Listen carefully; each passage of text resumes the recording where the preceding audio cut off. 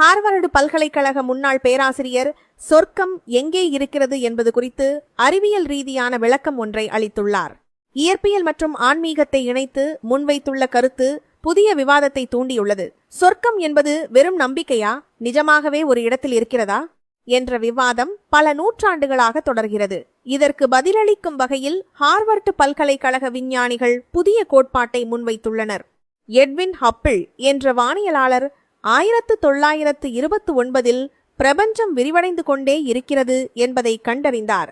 Harvard பல்கலைக்கழகத்தின் முன்னாள் பேராசிரியர்களும் நவீன இயற்பியலாளர்களும் இப்போது ஒரு புதிய கருத்தை சொல்கிறார்கள்.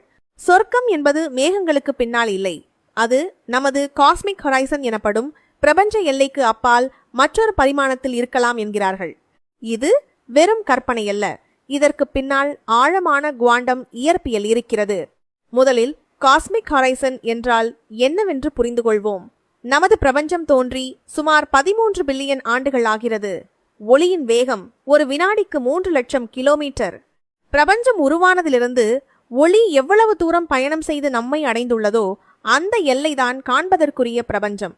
இதற்கு அப்பால் என்ன இருக்கிறது என்பது நமக்கு தெரியாது, ஏனெனில் அங்கிருந்து வரும் ஒளி இன்னும் நம்மை அடையவில்லை. அந்த எல்லையைத்தான் விஞ்ஞானிகள் காஸ்மிக் ஹொரைசன் என்கிறார்கள். இது ஒரு முடிவற்ற சுவர் போன்றது. அந்த சுவருக்கு அப்பால் மற்றொரு உலகம் இருக்க முடியுமா?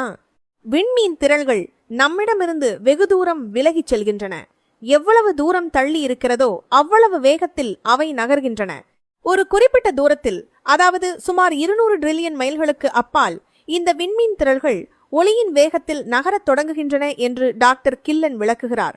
ஐன்ஸ்டீனின் சார்பியல் கோட்பாட்டின்படி நிறை கொண்ட எந்த ஒரு பொருளும் ஒளியின் வேகத்தை தாண்ட முடியாது. எனவே மனிதர்களோ அல்லது நமது நவீன ராக்கெட்டுகளோ இந்த எல்லையை தாண்டி செல்லவே முடியாது. இதுவே பிரபஞ்சத்தின் எட்ட முடியாத கடைசி எல்லையாகும்.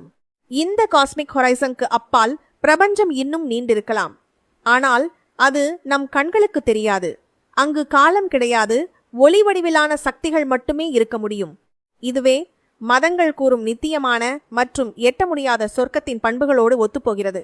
சொர்க்கம் இருப்பதற்கான நேரடி ஆதாரம் அல்ல, மாறாக அறிவியலும் ஆன்மீகமும் ஒரு புள்ளியில் இணைய முடியும் என்பதற்கான கருத்தியல் விளக்கம் மட்டுமே என்று டாக்டர் கில்லன் கூறுகிறார். இந்த தர்க்கம் அறிவியல் மற்றும் ஆன்மீக உலகிற்கு இடையே ஒரு புதிய விவாதத்தை தூண்டியுள்ளது. 2 துகள்கள் பிரபஞ்சத்தின் கோடி மைல் தூரத்தில் இருந்தாலும் ஒன்றுக்கு நடப்பது மற்றொன்றுக்கு தெரியும்.